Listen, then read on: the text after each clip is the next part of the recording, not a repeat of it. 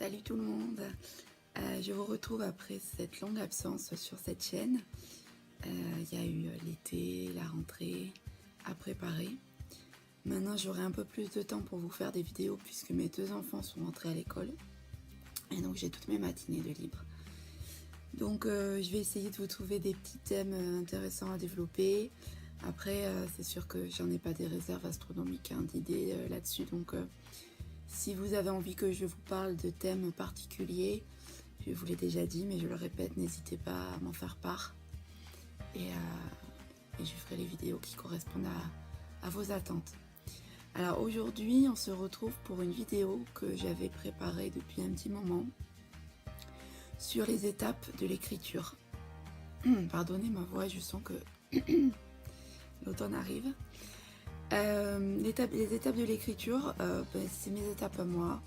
Ça peut être des conseils pour vous si vous n'avez pas d'idée de comment commencer, de quoi faire, dans quel ordre. Mais après, c'est pas des techniques immuables.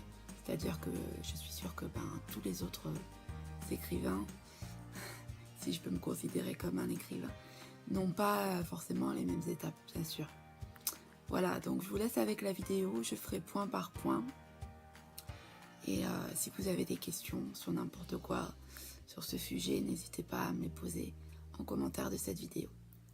A tout de suite. Alors, la première étape que j'ai faite, que j'ai choisie, c'est de choisir les thématiques que je voulais absolument aborder dans le roman.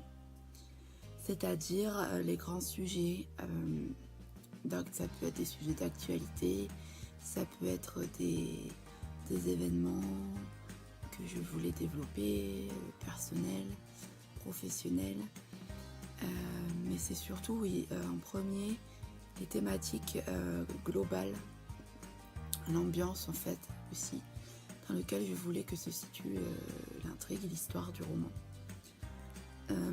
Sans dévoiler forcément les thématiques, puisque il y a peut-être des personnes qui vont regarder cette vidéo qui n'ont pas lu encore le roman.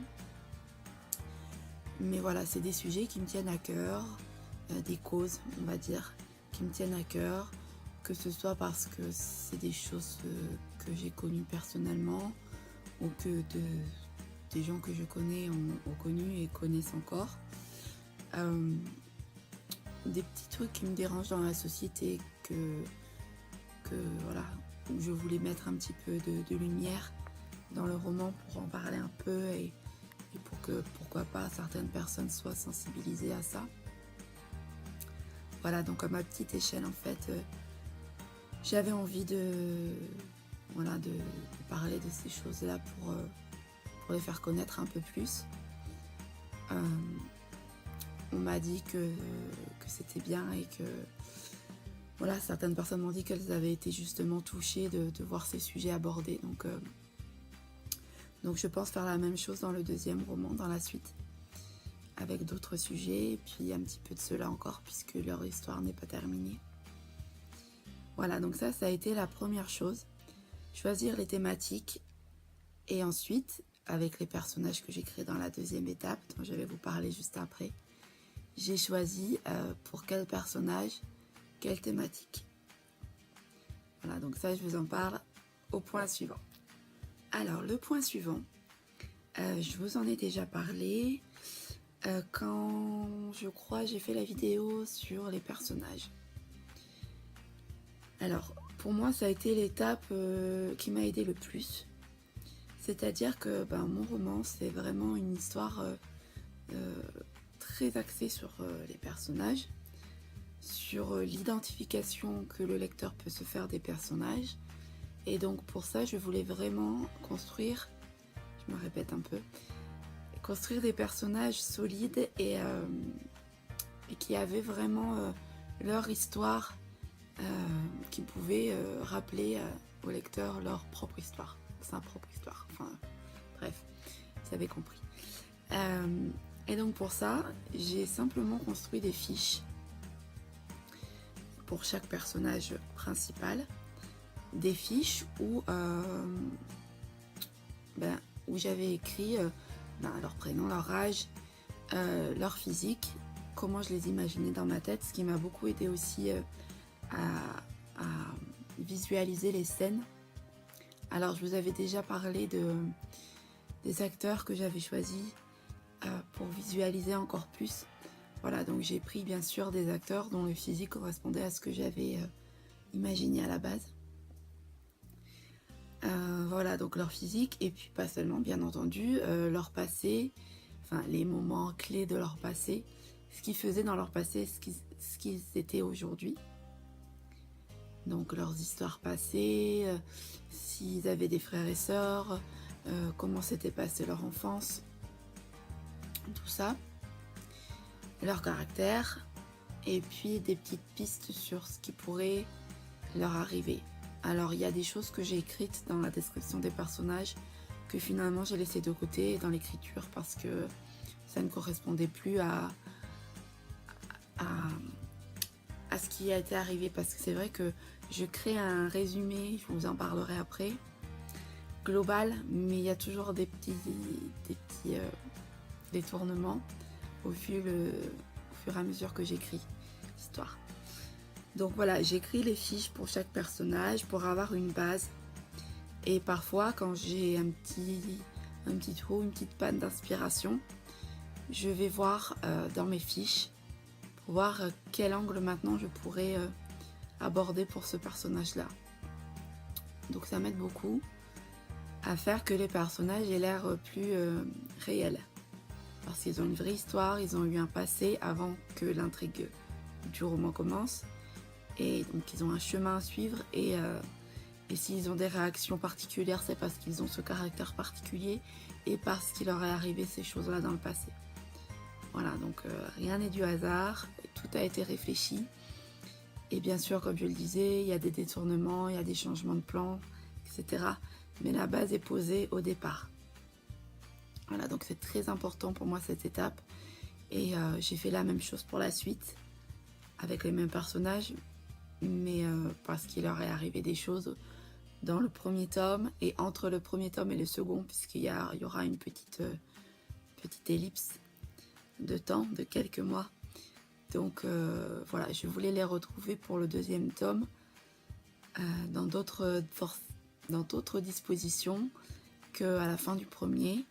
Et c'est pour ça que j'ai aussi refait des fiches avec les nouveautés de chacun. Voilà, donc pour cette étape essentielle qui m'a énormément aidé et permis d'avancer. Alors la troisième étape, c'est une petite étape dont je pense que je pourrais me passer, mais je l'ai faite quand même, et c'est vrai que je l'ai refaite pour le deuxième aussi parce que j'ai trouvé ça pas mal. Alors en fait, j'ai écrit un petit résumé global de l'histoire, sans rentrer dans les détails forcément, mais sincèrement, quand j'ai écrit le résumé, donc avant de commencer à écrire vraiment le roman, j'avais aucune idée de comment ça se terminerait. J'avais des petites idées de là où je voulais amener tout le monde, mais je savais pas du tout comment j'allais terminer. Et vraiment, pour celles qui ont lu le roman, qui sont arrivées à la fin, beaucoup m'ont dit qu'elles avaient été surprises, parce que c'est que des filles pour l'instant qui m'ont fait un retour. Et moi-même, j'ai été surprise d'avoir envie que ça se termine comme ça. Voilà, donc j'ai écrit un résumé, un peu ouais, en fait, je fais des fiches de lecture, on va dire, avant d'écrire le roman. Je fais une fiche de lecture et de temps en temps, je regarde ce résumé pour me remettre un peu dans le chemin que j'avais prévu au départ. Mais je suis assez indisciplinée dans l'écriture, déjà dans mon style. Hein. C'est pas vraiment un style littéraire au sens propre du terme, avec toutes les règles de grammaire. Enfin bon, j'écris, je fais pas de fautes, etc. Mais je prends un peu de liberté. Bref, je m'éloigne du sujet. Et donc voilà, j'avais envie d'avoir une base, encore une fois, pour me structurer un peu, parce que c'est pas facile de me structurer. Voilà, donc c'est une étape ouais, qui a été assez rapide à faire. J'ai mis voilà, sur le papier toutes les idées que j'avais en tête, en fait, voilà, pour vider ma tête de tout ça, pour qu'elle soit écrite et que je puisse m'y référer si besoin. Mais après, j'en ai pas eu besoin tant que ça au final. Mais bon, voilà, c'était bien de le faire quand même au cas où. Donc voilà, c'est une étape que je pense vous pouvez sauter. En fait, ça dépend du thème et du genre de votre roman. Si c'est une intrigue policière ou enfin quelque chose qu'il faut qu'il y ait un fil vraiment précis, c'est peut-être mieux de le faire et de vous y tenir. Moi vraiment ça a été au feeling tout le long et sans savoir vraiment où j'allais arriver. Donc c'était bien de temps en temps pour certains passages où je bloquais un peu, mais ça m'a pas aidé à tenir jusque la fin. C'est pas ça qui m'a aidé à tenir jusque la fin. Voilà. Mais bon, je vous la présente quand même cette étape parce que ça peut en aider certains. Alors par contre, cette 4e étape est très importante. Alors avant chaque début de chapitre, j'écris, en fait il y a 8 personnages principaux, 7 ou 8. Attendez, je compte Marilou, Martin, Benjamin, Camille, Elodie, Christian, Raphaël. 7 personnages principaux.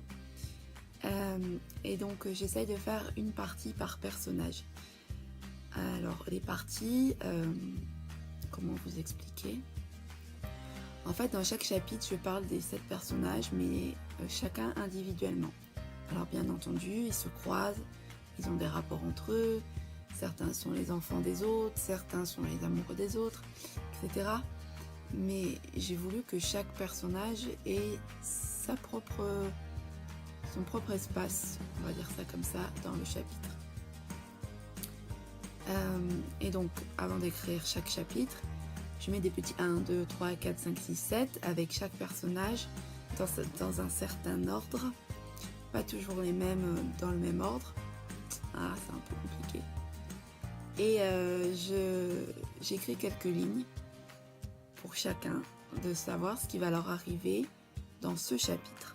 Alors sans rentrer dans les détails, mais pour avoir un axe d'écriture et pour que à chaque chapitre je sache où j'en suis dans l'histoire que je veux leur faire mener. Voilà, par exemple, je vais écrire si c'est Camille, je sais pas, Camille a beaucoup de mal à vivre le manque de Benjamin, elle se réfugie dans les études au point de ne plus endormir la nuit. Enfin, je dis n'importe quoi là, c'est vraiment pas ça. Mais c'est pour vous donner un exemple. Et je sais que dans cette partie, donc chaque partie, pour chaque personnage fait à peu près une vingtaine de lignes. Voilà, en fait, je vous ai jamais vraiment dit, mais excusez-moi, ça bouge. J'ai pas de pieds, alors je tiens tout avec les bras.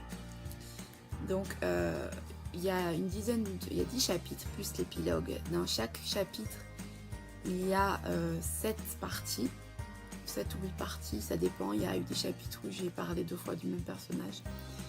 7 ou 8 parties, donc séparées par un interligne, qui sont consacrées chacun à un personnage. Alors il y a certaines parties où, comme je le disais, il y a 2 personnages en même temps. Mais sinon, c'est une partie par personnage et chaque partie fait à peu près une vingtaine de lignes.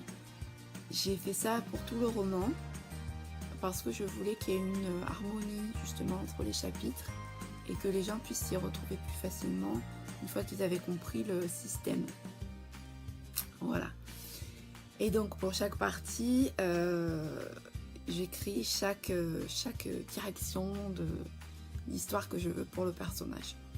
Et ça m'aide énormément. Au début, je ne le faisais pas, je laissais mon imagination partir en vrille et voilà. Et en fait, c'était très compliqué après pour moi de reprendre le fil de l'histoire. Donc maintenant je fais comme ça. C'est un petit peu contraignant parce que c'est vrai que quand j'ai envie d'écrire, j'ai pas envie de passer du temps avant à réfléchir. Mais je sais qu'il faut que je le fasse pour justement après pouvoir entre guillemets, me lâcher un peu plus. Parce que je sais très bien que même si je me lâche, je reviendrai là où il faut. Voilà. Donc une partie très importante des étapes de l'écriture du roman. Ensuite, donc vient l'étape de l'écriture, où je suis le schéma que je me suis fixé. Et ensuite, à la fin de chaque chapitre, je l'envoie, je le relis bien sûrement une première fois, je corrige si je vois des fautes. Je l'envoie à ma maman pour qu'elle me donne son avis et qu'elle me corrige certaines fautes. Je le fais lire aussi à mon mari pour avoir une deuxième correction. Et pendant que ces deux relecteurs font leur travail, je continue moi à écrire le chapitre suivant. Voilà, si par exemple j'ai dû faire une pause ou même à la fin de chaque chapitre quand je reprends, je relis toujours ce que j'ai écrit la fois d'avant pour savoir voilà, où j'en suis et pour pas faire de répétition parce que ça j'ai tendance à le faire souvent, à radoter un peu, c'est l'âge, et à redire des choses que j'ai dites 3 jours avant parce que j'ai oublié que je les avais dites. Voilà, tout simplement.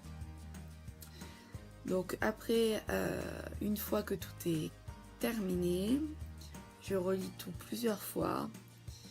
Ça prend énormément de temps, je refais tout relire. Je l'envoie à une amie aussi qui me donne son avis. Et puis après, pour le reste, je vous l'expliquerai dans une deuxième vidéo puisque ce sera les étapes de l'auto-édition, qui est vraiment une étape compliquée la première fois qu'on le fait. Donc si ça peut aussi en aider certaines, je sais qu'on m'a déjà demandé des pistes là-dessus. Donc je vous ferai une vidéo bientôt, j'espère, là-dessus. Mais donc voilà en gros pour toutes les étapes de l'écriture. Vous savez mes petits secrets de comment j'ai construit et comment j'ai travaillé. J'espère que ça a pu vous aider. Je voulais vous reparler vite fait des ateliers d'écriture que je voulais mettre en place dès que ce sera possible et dès qu'il y aura assez de gens qui sont intéressés. Donc ce sera des ateliers d'écriture en ligne, uniquement à distance. Et voilà, j'avais envie de faire un bon petit groupe pour aider certaines personnes qui ont envie d'écrire, qui ont peut-être déjà un projet d'écriture, mais qui ne savent pas comment commencer, qui n'ont pas confiance en eux, qui ont besoin d'avis extérieurs. Donc voilà, j'en ai déjà parlé plusieurs fois sur ma page Facebook. J'attends qu'il y ait assez de personnes qui me disent qu'elles sont potentiellement intéressées pour pouvoir travailler là-dessus et vraiment vous proposer des bases. Donc pareil, si vous voyez la vidéo, que vous êtes intéressé, que vous connaissez des gens qui peuvent l'être, n'hésitez pas à me le dire. Je vous donnerai des infos le plus vite possible, dès que je peux. Là, comme je le disais, avec la rentrée des classes, dans un sens, j'ai plus de temps, mais en même temps, je travaille tous les après-midi maintenant, donc voilà, c'est plus aussi facile qu'avant, mais j'ai vraiment envie de le faire parce que je l'ai déjà fait quand j'habitais à Montpellier. J'avais animé des ateliers d'écriture pour les enfants et j'avais adoré ça. Donc pour des adultes, ça peut être sympa aussi. Voilà, bref, je vais vous laisser. Je voulais m'excuser d'avoir été un peu brouillon.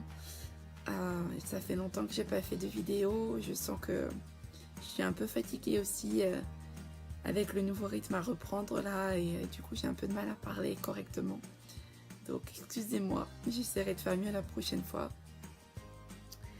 Je vous embrasse et n'hésitez pas à liker, à commenter, à partager la vidéo. Je compte sur vous. S'il y a des gens qui peuvent m'aider à me faire connaître et à faire que mon rêve prenne un peu plus d'ampleur, c'est vous. Donc je vous remercie par avance de le faire et je vous dis à bientôt. Ciao!